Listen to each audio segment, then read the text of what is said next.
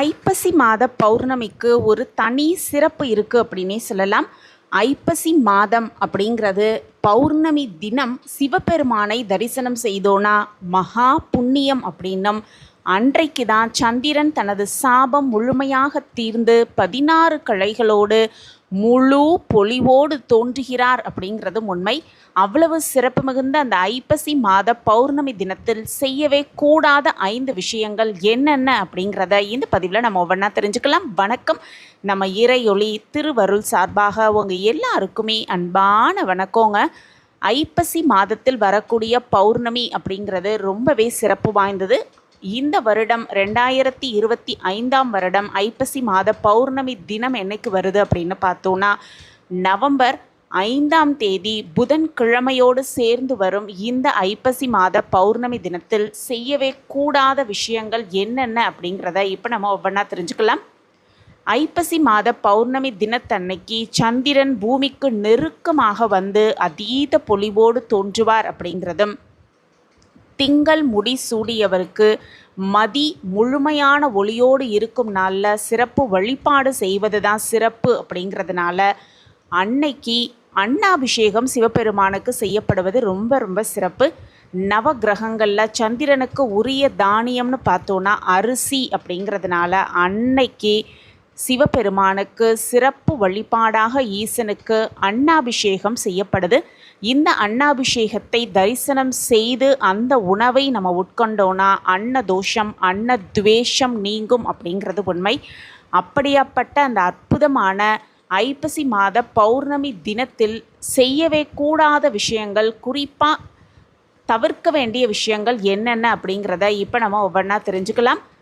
அண்ட சராசரங்களையும் தனக்குள் அடக்கி வைத்திருக்கும் பரம்பொருளாகிய எம்பெருமான் ஈசனுக்கு அன்னாபிஷேகம் நடைபெறும் ஒரு அற்புதமான நாளில் கண்டிப்பாக நம்ம தவிர்க்க வேண்டிய விஷயங்களை தெரிஞ்சுக்கிட்டு கண்டிப்பாக அதை தவிர்த்து விடுவது ரொம்ப ரொம்ப நல்லது. வீட்டுக்கு யாராவது அன்றைய தினம் உதவி கேட்டு வந்தாங்கன்னா அவங்கள வெறும் கையோடு அனுப்பி கண்டிப்பாக வைக்கவே கூடாது அப்படிங்கிறது தான் முக்கியமான ஒரு விஷயம். குறிப்பாக பசி அப்படின்னு வருபவர்களுக்கு உணவு இல்லை அப்படின்னு மறந்தும் கூட சொல்லவே கூடாது.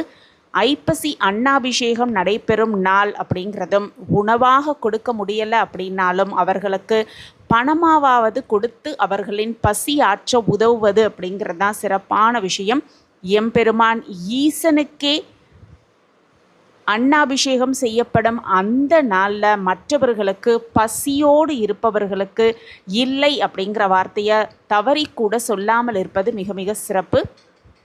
அடுத்த விஷயமா பார்த்தோன்னா, அன்றைய தினத்தில் மறந்தும் கூட அசைவ உணவுகளை சாப்பிடவே கூடாது. அசைவ உணவுகளை தவிர்த்துவிட்டு சைவ உணவுகளை மட்டுமே சாப்பிட வேண்டும் அப்படின்னும், அதே போல் போதை தரும் மது, புகையிலை இந்த மாதிரி பொருட்களை கண்டிப்பாக தவிர்த்து விட வேண்டும் அப்படின்னும் சொல்லப்பட்டிருக்கு.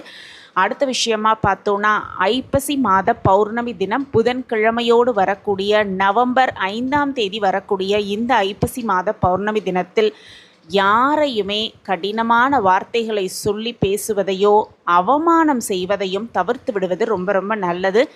யாருடைய மனசும் புண்படியும்படியோ அவங்க கண்ணீரிலிருந்து கண்ணீர் சிந்தும்படியாக நடந்து கொள்ளாமல் இருப்பது மிக மிக சிறப்பு.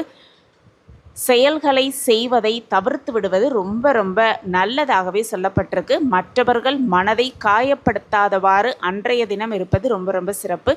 அடுத்ததாக பார்த்தோன்னா, ஐப்பசி பௌர்ணமி அன்னைக்கு வெள்ளி பாத்திரங்கள் போன்ற விலை உயர்ந்த பொருட்கள், பால் சார்ந்த பொருட்கள் இந்த மாதிரி விஷயங்களை மற்றவர்களுக்கு தானமாகவோ கடனாகவோ கொடுப்பது அப்படிங்கிறது தவிர்க்க வேண்டிய ஒரு விஷயமாக சொல்லப்பட்டிருக்கு.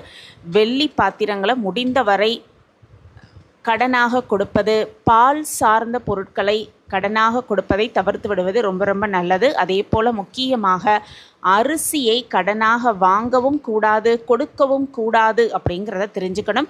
அதுவும் ஐப்பசி மாத பௌர்ணமி தினத்தன்னைக்கு இதை கட்டாயமாக தவிர்த்து விடுவது ரொம்ப ரொம்ப நல்லது. இப்படி செய்யும் பொழுது இப்படி கடன் கொடுத்தோன்னா சந்திர தோஷம் ஏற்படும் அப்படிங்கிறதுனால முடிந்தவரை அதை தவிர்த்து விடுவது ரொம்ப ரொம்ப நல்லது. அடுத்ததாக பார்த்தோன்னா, வீட்டை அசுத்தமாகவோ இருளாகவும் அன்றைய நாள் வைத்து கொள்ளவே கூடாது அப்படிங்கிறது முதலாவது ஒரு விஷயமா சொல்லப்பட்டிருக்கு, வீட்டை மங்களகரமாகவும் நறுமணமிக்க வீடாகவும் மாற்றிக்கொள்வது, அன்றைய தினம் அப்படி வீட்டை வைத்துக்கொள்வது ரொம்ப ரொம்ப சிறப்பான விஷயமா சொல்லப்பட்டிருக்கு. அன்றைய நாள் அப்படின்னு பார்த்தோன்னா மகாலட்சுமி தேவி வீட்டை தேடி வரும் நாள் அப்படிங்கிறதுனால முடிந்தவரை அன்றைய நாளை சுபிக்ஷமாகவும் மங்களகரமாகவும் நறுமணமாகவும் நம்ம வீட்டை வைத்துக்கிட்டோன்னா நிச்சயமாக மகாலட்சுமியின் பரிபூர்ண அருள் நமக்கு கிடைக்கும் அப்படிங்கிறதான் உண்மை. அன்னம் பரபிரம்மம் அப்படின்னு சொல்லுவாங்க. உணவை இறைவனாக பாவிப்பது நம்மளுடைய தர்மம். உடலை வளர்ப்பது மட்டுமல்லாமல் உள்ளத்தையும் வளர்ப்பது அன்னம்தான். கல்லினுள் வாழும் தேரையிலிருந்து கர்ப்பப்பையில் வளரும் உயிர் வரை எல்லா உயிர்களுக்கும் உணவு அளிப்பவர் எம்பெருமான் ஈசன். அதனால் அன்னத்தை அன்றைய தினம் அவருக்கு அபிஷேகமாக செய்யப்பட்டு அந்த கண்கொள்ளா காட்சியை கண்குளிர கண்டு ரசிப்பது அப்படிங்கிறது முக்கியமான ஒரு விஷயமா சொல்லப்பட்டிருக்கு.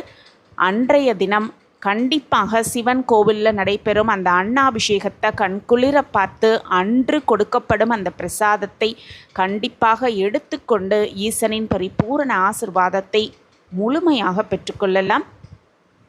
இந்த நாளில் எம்பெருமான் ஈசனுக்கு சிறப்பு வழிபாடு செய்யப்படுது. நவ கிரகங்களில் சந்திரனுக்கு உரிய தானியம் அரிசி அப்படிங்கிறதுனால ஈசனுக்கு அன்னாபிஷேகம் செய்யப்படுது.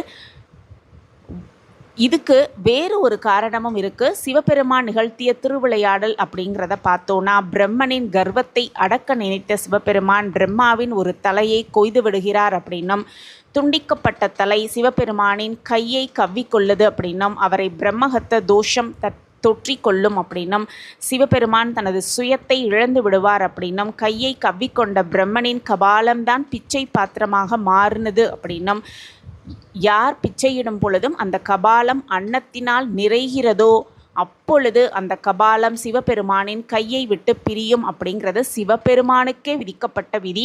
சிவபெருமான் காசிக்கு செல்லும் பொழுது அன்னபூரணி அன்னமிடுகிறாள். அவளது அன்பினால் கபாலம் அன்னத்தினால் நிறைய பிரம்மனின் தலை சிவபெருமானை விட்டு விலகியது அப்படின்னும், சிவபெருமானம் பிரம்மஹத்தி தோஷத்திலிருந்து விடுபட்டு மாயையிலிருந்து விலகுவார் அப்படின்னும், அன்னபூரணி சிவபெருமானுக்கு அன்னமிட்ட தினம் இந்த ஐப்பசி மாத பௌர்ணமிங்கிறதுனால தான் சிவபெருமானுக்கு ஐப்பசி மாத பௌர்ணமி தினத்தில் அன்னாபிஷேகம் செய்யப்படுது அப்படிங்கிறது இந்த ஒரு உட்பொருளாகவே சொல்லப்பட்டிருக்கு. சிவபெருமான் ஒரு அபிஷேக பிரியர் அப்படிங்கிறது நமக்கு தெரியும். அவருக்கு 16 வகையான பொருட்களால் அபிஷேகம் செய்வது வழக்கம். அந்த 16 பொருட்களையோடு சேர்ந்து இந்த அன்னம் அப்படிங்கிறது ரொம்ப ரொம்ப சிறப்பானது அப்படின்னு சொல்லப்பட்டிருக்கு. அதுதான் அன்ன அபிஷேகம். எத்தகைய உணவு உண்கிறானோ அதை பொறுத்து அவனது மனம் இருக்கும் அப்படிங்கிறது நம்ம சாஸ்திரத்தில் சொல்லப்பட்டிருக்கு. சக்தி வாய்ந்த அன்னத்தை கொஞ்சம் கூட வீணாக்காமல் அப்படிங்கிறத உணர்த்துவதற்காக அன்னத்தின் தெய்வீக தன்மையை எடுத்து காட்டவுமாகத்தான் இந்த அன்னாபிஷேகம் நடைபெறுது அப்படிங்கிறத தெரிஞ்சுக்கிட்டு அன்றைய நாள் தவிர்க்க வேண்டிய விஷயங்களை தவிர்த்து செய்ய வேண்டிய விஷயங்களை செய்து ஈசனின் பரிபூரண ஆசிர்வாதத்தை முழுமையாக பெற்றுக்கொள்ளலாம். சகல சௌபாக்கியத்தோடு வளமாகவும் நலமாகவும் வாழலாம். இந்த பதிவு உங்களுக்கு பயனுள்ள பதிவாக இருக்கும் அப்படின்னு நான் நம்புகிறேன். நம்ம சேனலில் நீங்கள் ரொம்ப ரொம்ப ஆதரவு கொடுத்துக்கிட்டு வரீங்க. எனக்கு ரொம்ப ரொம்ப சந்தோஷம். உங்கள் ஆதரவும் மென்மேலும் கிடச்சிக்கிட்டே இருக்கும் அப்படிங்கிற நம்பிக்கையோடு மீண்டும் ஒரு புதிய பதிவில் பார்க்கலாம். நன்றி, வணக்கம்.